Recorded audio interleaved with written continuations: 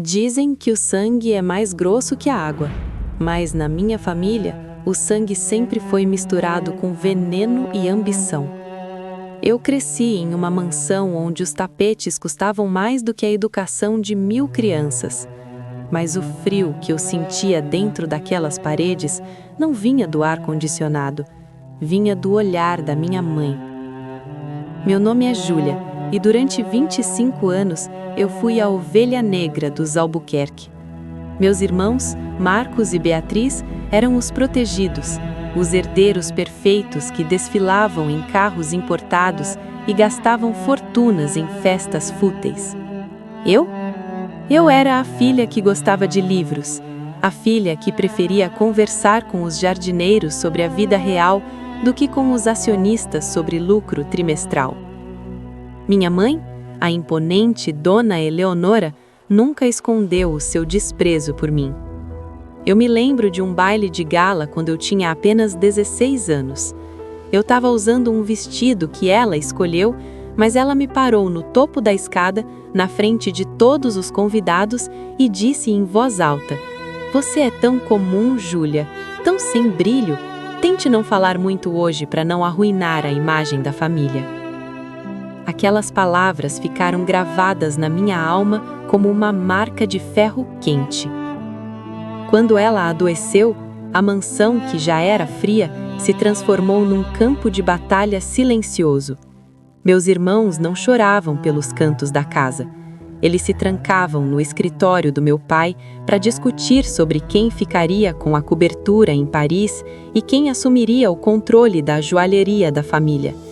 Era uma dança de abutres em volta de um corpo que ainda respirava. Eu era a única que segurava a mão dela nas noites de febre. Eu sentia o calor da pele dela e via o medo em seus olhos, mesmo que ela, em seu delírio, sussurrasse apenas os nomes de Marcos e Beatriz. O dia do funeral foi um espetáculo de hipocrisia de alto nível. Beatriz usava um véu preto de seda italiana e Marcos fingia um soluço que não convenceria nem os garçons que serviam o café.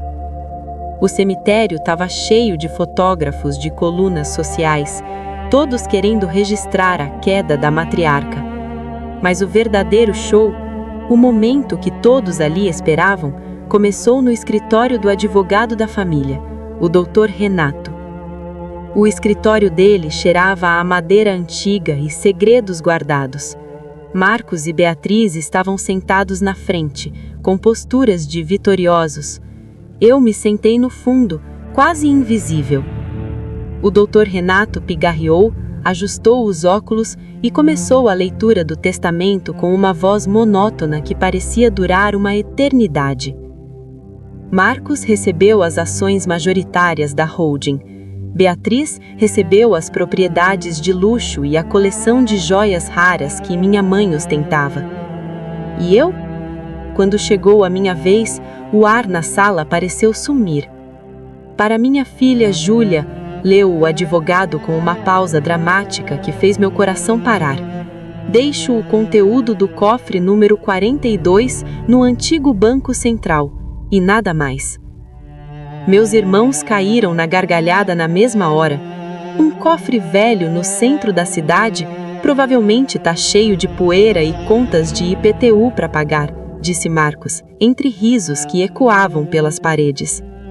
Beatriz me olhou com aquela pena falsa que arde mais que um tapa no rosto.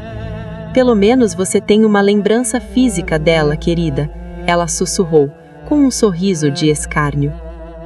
Eu saí daquele escritório com uma chave de ferro pesada e enferrujada na mão, e um nó na garganta que eu não conseguia engolir.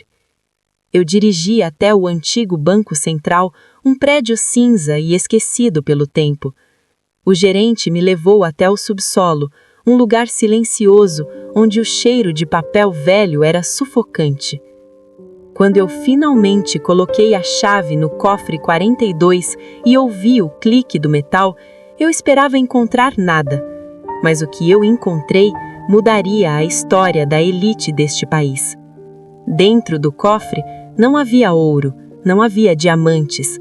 Havia uma pasta de couro desgastada pelo uso, cheia de cartas amareladas e fotos. Fotos de uma Eleonora jovem com 20 e poucos anos, sorrindo de um jeito que eu nunca vi em casa. Ela estava nos braços de um homem simples com roupas de trabalho, um homem que eu reconheci imediatamente por causa de um retrato antigo na guarita da mansão. Aquele homem era o motorista da família na época, um homem chamado Samuel, que tinha desaparecido misteriosamente meses antes de eu nascer. Conforme eu lia as cartas, escritas à mão com uma caligrafia desesperada, a verdade começou a se revelar. Minha mãe não me odiava porque eu era comum. Ela me odiava porque eu era a prova viva do único momento em que ela amou alguém por quem ele era, e não pela conta bancária. Eu era o fruto de um amor proibido que ela tentou enterrar junto com o Samuel. Mas havia algo mais profundo naquela pasta. Um documento oficial, assinado e registrado em cartório pelo meu suposto pai, o patriarca Albuquerque. Ele sabia de tudo antes de morrer, e naquele documento ele deixava claro que, por ter descoberto que Marcos e Beatriz eram na verdade frutos de traições da minha mãe com um sócio da empresa para garantir poder, ele estava alterando o contrato social da holding.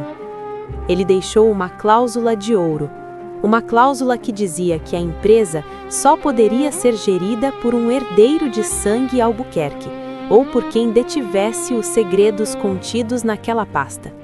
O cofre não guardava poeira, ele guardava a bomba atômica que implodiria a vida de luxo dos meus irmãos.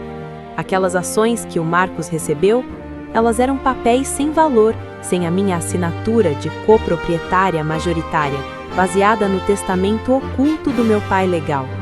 As joias da Beatriz, elas tinham sido compradas com o fundo de reserva que pertencia, por direito, à minha verdadeira linhagem biológica, conforme o acordo de divórcio nunca revelado. Eu voltei para a mansão naquela mesma tarde. O sol estava se pondo, jogando sombras longas sobre os jardins.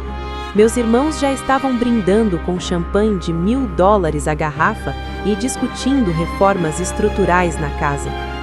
Quando eu entrei na sala de estar, eles sequer se deram ao trabalho de levantar a cabeça. Esqueceu alguma coisa, Júlia? O cofre estava vazio como a sua conta bancária? Zombou Marcos, levantando a taça. Eu não disse uma palavra. Eu apenas caminhei até a mesa de centro e coloquei a pasta de couro aberta sobre o mármore. O silêncio que se seguiu foi o som mais poderoso que eu já experimentei na vida. Conforme eles liam as cartas de amor da própria mãe e viam os documentos de exclusão de herança assinados pelo nosso pai, a cor fugia de seus rostos de forma quase cômica.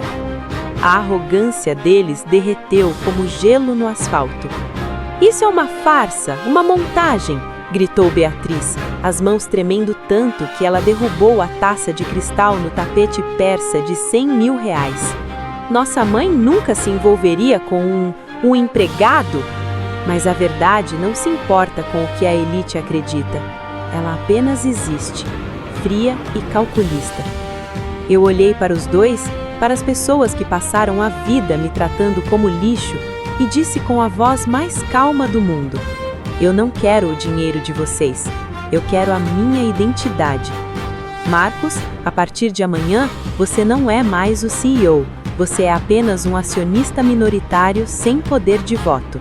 Beatriz, a coleção de joias da mamãe será leiloada para pagar as dívidas trabalhistas que vocês esconderam por anos." Eles tentaram lutar, contrataram advogados ainda mais caros, mas os documentos no cofre eram blindados. Minha mãe tentou me apagar da história da família para proteger o seu status social, mas no final foi a minha existência que definiu a ruína de tudo o que ela construiu sobre mentiras. O cofre se abriu e a luz da verdade queimou as máscaras de todos que ousaram me chamar de mancha. Hoje eu sei quem eu sou. Eu sou filha de um amor real e não de um contrato de conveniência. Se você gosta de histórias onde o destino dá voltas impossíveis para fazer a justiça prevalecer, se inscreva aqui no Contos de Elite e me responda com sinceridade nos comentários. Se você descobrisse que toda a sua riqueza foi construída sobre uma mentira, você teria coragem de abrir mão de tudo pela verdade? Ou você preferiria viver no escuro, cercado de luxo? Eu fiz a minha escolha e ela me libertou. Até o próximo Conto de Elite, onde o ouro sempre revela o que há de mais podre por baixo da superfície.